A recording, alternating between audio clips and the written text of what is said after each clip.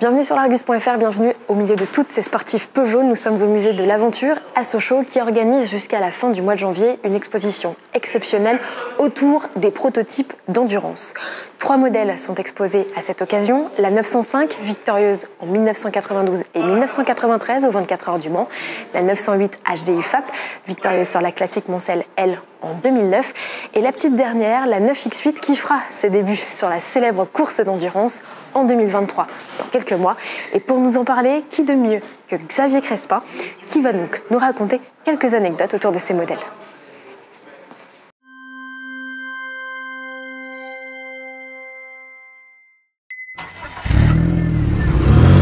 C'est indissociable de l'histoire de Peugeot, le sport automobile.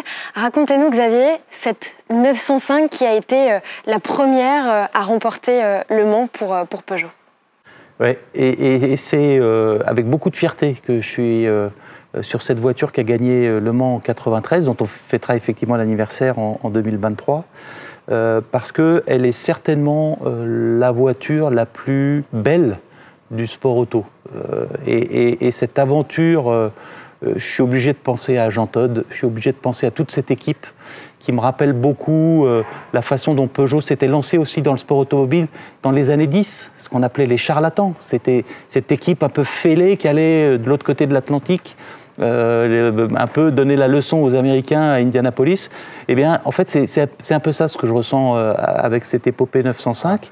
Ça n'a pas commencé fort, hein. En 91, en fait, la voiture, elle est pas si performante que ça, hein. Il y a quelques courses. De mémoire, ça commence vraiment à gagner en 92, et en 92, on gagne Le Mans. Et on fait le triplé en 93. Mais il y a surtout une montée en performance qui viendra avec De Cortens, Robert Choulet, le magicien de l'aérodynamique, qui va amener un aileron arrière, qui va du coup tout balayer, et Peugeot qui va dominer jusqu'à un moment donné à ce que ce championnat disparaisse, parce qu'on arrête en 93, donc du coup c'est une séquence très courte, hein, mais simplement parce qu'il n'y a plus de possibilité de s'exprimer. On a rêvé à l'époque que ça se transforme en une écurie de Formule 1. On en parlait récemment avec Jean Todt, sur lequel il a imaginé à ce que cette équipe qui avait tout, un châssis, moteur, etc., un V10 3,5 litres, la F1 à l'époque c'était un 3,5 litres. Donc il y avait et d'ailleurs on le verra plus tard, hein, en 94 chez McLaren, c'est un dérivé du moteur de la 905 qui va équiper les McLaren F1. Mais à cette époque-là, bon, c'est pas passé pour des raisons économiques, parce que c'était pas non plus le meilleur moment. Mais on avait là une combinaison. Moi, je peux pas imaginer meilleure combinaison avec cette équipe, ces pilotes, ce championnat du monde qui était le plus relevé à l'époque, et ces succès qui étaient juste faire 1, 2, 3 aux 24 heures du Mans. Personne ne l'a jamais fait après, hein. Et ça fait partie des modèles iconiques, puisque même Mathias Ossane, aujourd'hui, le designer de chez Peugeot, s'en est inspiré pour dessiner la 9X8. En fait, je pense qu'il y a...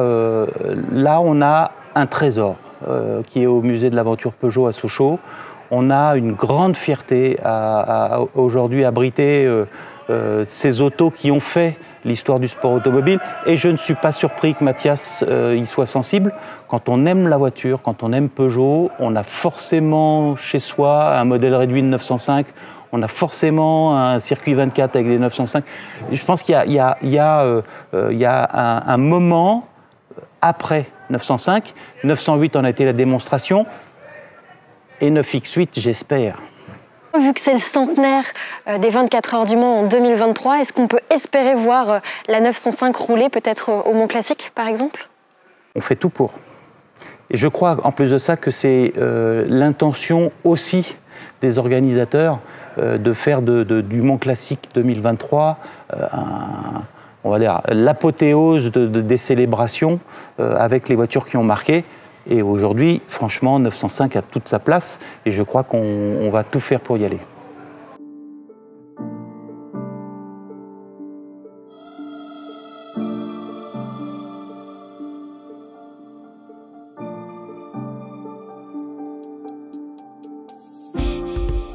Xavier, l'histoire de Peugeot au Mans se poursuit avec une victoire en 2009 avec cette 908. Racontez-nous l'histoire de ce prototype. Alors, ne restons pas sur uniquement la victoire de 2009, parce que en fait, c'est un programme 908 qui commence en 2007, qui s'achèvera en 2011, avec deux types de voitures.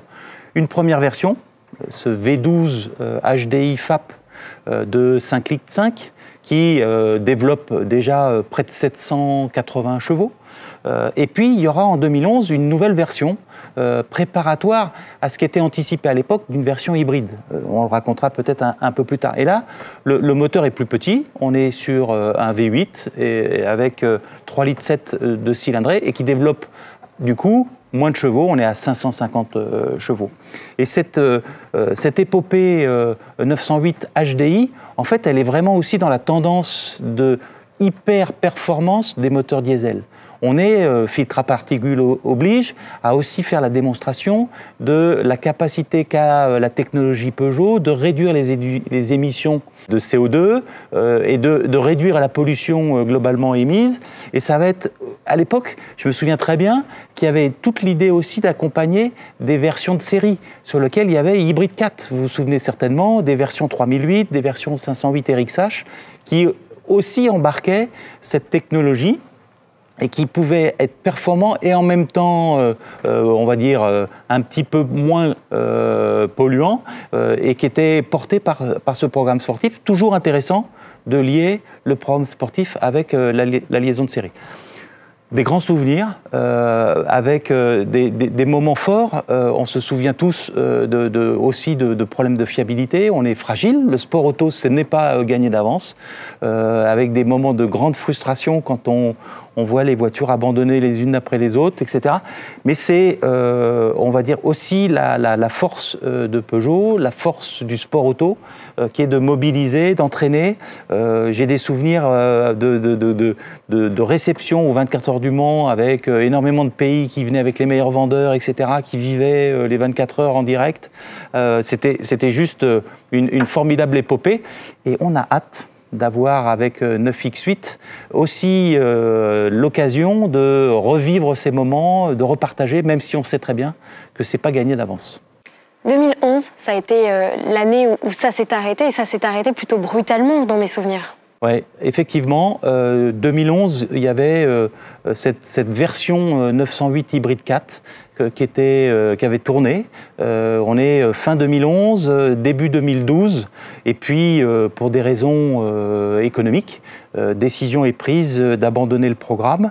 Et du coup, on a aussi cette voiture qui existe, qui était quasiment aboutie, hein. On était à 90% de sa finalisation, qui était prête, qui était très prometteuse, puisqu'on avait des succès incroyables en 2011 avec la version 908.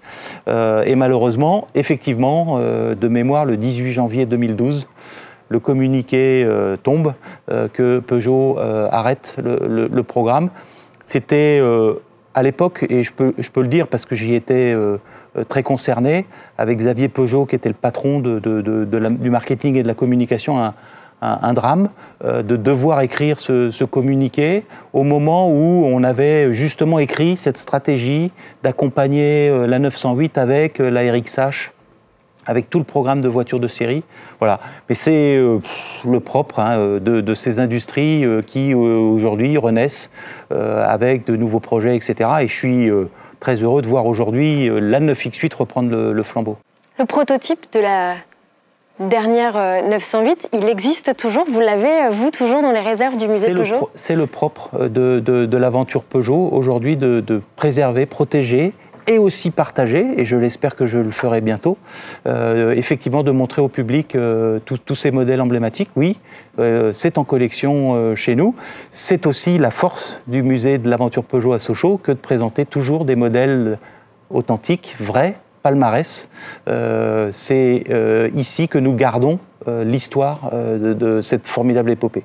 Et aujourd'hui, 905, 908 et très bientôt 9X8 seront présentes dans le cadre d'une exposition exceptionnelle que vous organisez à Sochaux.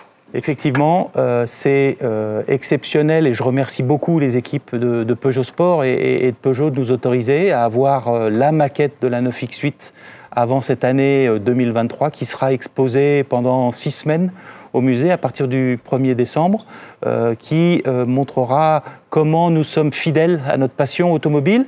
905, on est dans les années 90, 908 dans les années 2010, de se revoir à nouveau dans ce challenge-là avec la 9X8 qui est en plus de ça absolument fabuleuse, magnifique.